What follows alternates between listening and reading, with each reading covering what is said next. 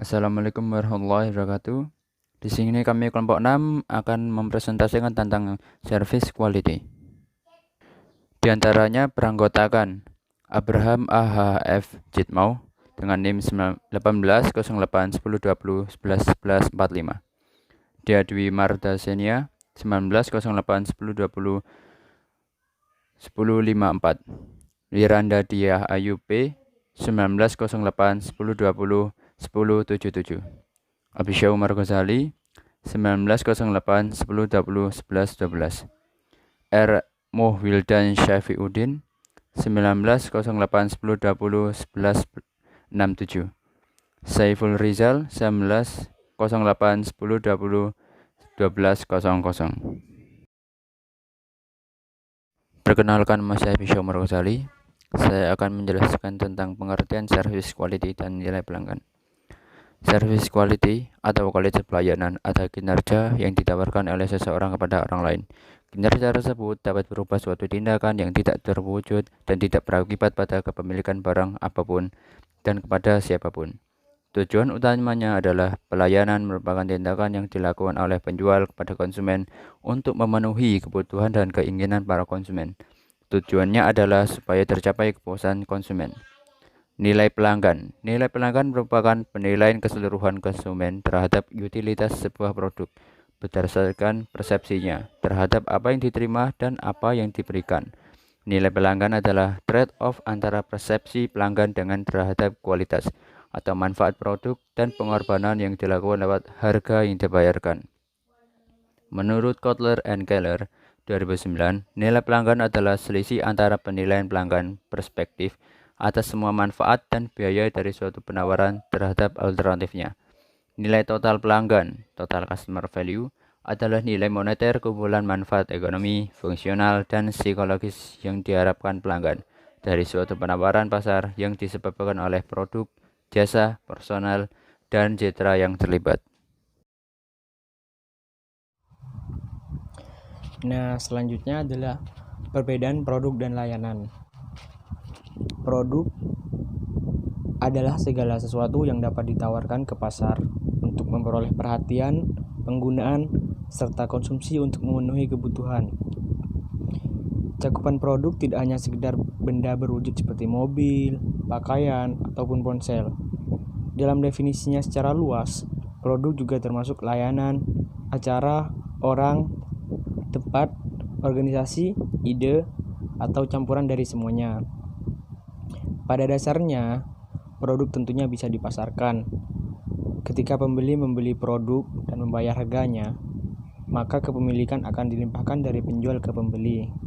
Berbanding terbalik dengan layanan yang kepemilikannya tidak bisa dipindah tangankan.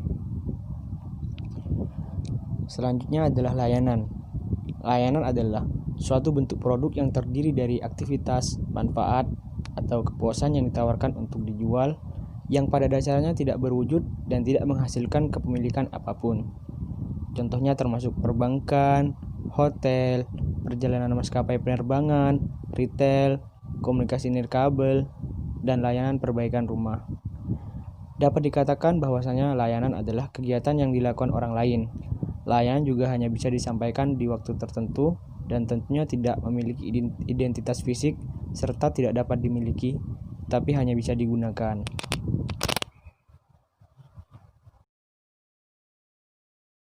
Selanjutnya, saya akan menjelaskan tentang dimensi kualitas pelayanan.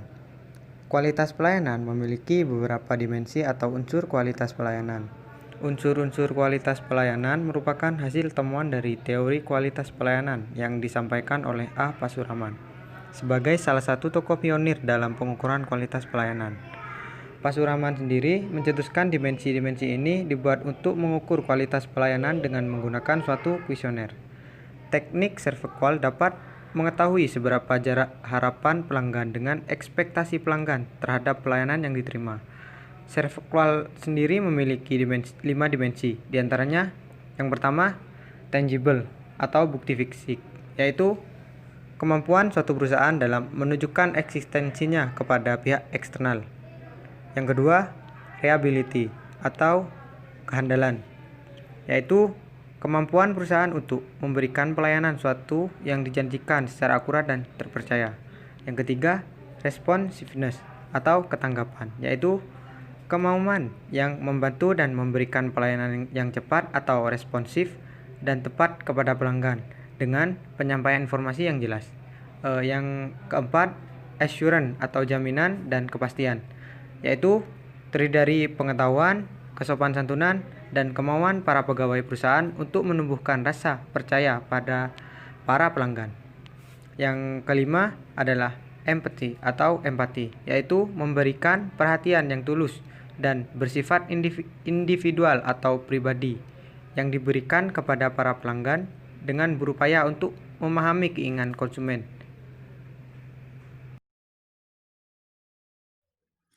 Kemudian yang selanjutnya adalah ekspektasi konsumen terhadap kualitas layanan. Nah, kualitas layanan itu adalah hal yang krusial dan sangat berpengaruh dalam proses memasarkan produk kepada konsumen. Menurut Philip Kotler dan Gary Armstrong, pada dasarnya konsumen menginginkan kepuasan saat membeli produk kita. Selain karena kualitas dari produk itu sendiri, di lain hal juga sangat bergantung pada kualitas penyedia layanan, sehingga menyebabkan mereka loyal, melakukan repeat order, dan bahkan merekomendasikannya ke pelanggan atau konsumen lain.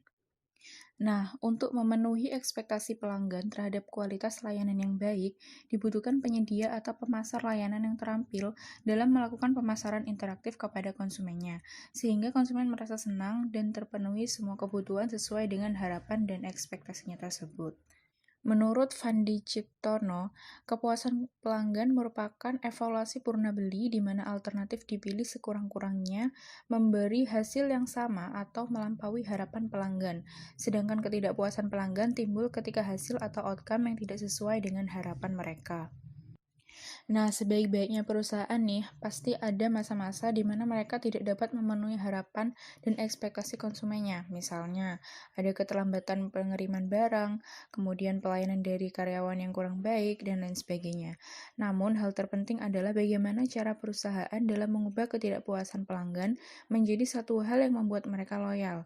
Nah, untuk mengatasi hal tersebut, biasanya perusahaan itu bisa menerapkan solusi dengan secara aktif mencari feedback atau umpan balik dari pelanggan dan memberikan mereka ruang untuk menyampaikan keluhannya atas pelayanan yang kurang memuaskan tersebut.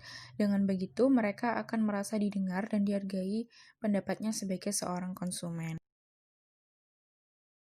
Selanjutnya adalah pengukuran kualitas pelayanan. Pengukuran kualitas pelayanan memiliki 4 sumber kualitas. Yang pertama adalah desain quality. Desain quality menjelaskan kualitas jasa ditentukan sejak pertama kali jasa dirancang untuk memenuhi kebutuhan pelanggan. Yang kedua, production quality. Production quality menjelaskan bahwa kualitas jasa ditentukan oleh kerjasama antara departemen produksi atau departemen operasi dan departemen pemasaran. Yang ketiga, delivery quality. Delivery quality menjelaskan bahwa kualitas pelayanan dapat ditentukan oleh janji perusahaan kepada pelanggan. Yang keempat adalah relationship quality. Relationship quality menyatakan bahwa kualitas pelayanan ditentukan pula oleh relasi profesional dan sosial antara perusahaan dan stockholder atau pelanggan, pemasok, perantara, pemerintah, dan karyawan. Yang berikut ada beberapa cara yang dapat dilakukan untuk meningkatkan kualitas pelayanan. Yang pertama, mendapatkan umpan balik pelanggan, yaitu seperti mendapatkan feedback dari pelanggan. Contohnya seperti mengadakan survei kepada pelanggan dan follow up setelah pelayanan. Cara ini dapat dilakukan melalui email. Yang kedua, melakukan evaluasi perusahaan. Cara ini dilakukan untuk mengevaluasi perusahaan yang berfokus kepada survei dalam hal-hal yang paling penting diketahui. Tujuannya untuk meningkatkan rasa empati pelanggan. Yang ketiga, memperbaiki pelayanan perusahaan, seperti memberikan standar pelayanan perusahaan untuk karyawan. Tujuannya agar karyawan dapat bertanggung jawab, cepat tanggap, dan memiliki etos kerja yang tinggi. Selanjutnya, saya akan membahas tentang beberapa cara yang dapat dilakukan untuk meningkatkan service quality. Yang pertama, ada mendapatkan umpan balik dari pelanggan. Banyak cara yang dapat dilakukan untuk mendapatkan feedback dari pelanggan, di antaranya seperti mengadakan survei kepada pelanggan dan follow up kepada pelanggan setelah memberikan pelayanan. Cara ini dapat dilakukan melalui email. Cara lainnya adalah uji coba produk kepada pelanggan, aktif di sosial media, memberikan diskon atau benefit lain kepada pelanggan atas penghargaan masukan yang telah diberikan, serta memanfaatkan teknologi untuk memantau perkembangan usaha seperti melalui website, Google Analytics, dan lain sebagainya. Yang kedua, ada melakukan evaluasi perusahaan. Cara-cara yang dapat dilakukan untuk melakukan evaluasi diantaranya adalah melalui survei dengan cara berfokus pada hal-hal yang paling penting untuk diketahui.